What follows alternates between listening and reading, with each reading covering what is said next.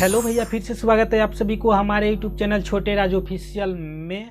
तो भैया आज हम लेकर आए हैं होली सॉन्ग का FLP project and no voice tag, जो कि भैया हम आप लोग को देने वाले हैं। तो भैया आप लोग जो है वीडियो को शुरू से लेकर एंड तक देखिएगा। तो भैया सिंगर का नाम है धर्मेंद्र निर्मलिया और भैया सॉन्ग का नाम है यही सॉन्ग भैया, ठीक है, जो कि कैया तोहर शादी हो तो कैया मटकोरबा, ठीक है भैया। तो यही पे जो है होली का सॉन्ग है, ठीक है, आप लोग भैया देख लीजिएगा। तो चलिए भैया देना करते हुए चलते हैं हम अपने कंप्यूटर स्क्रीन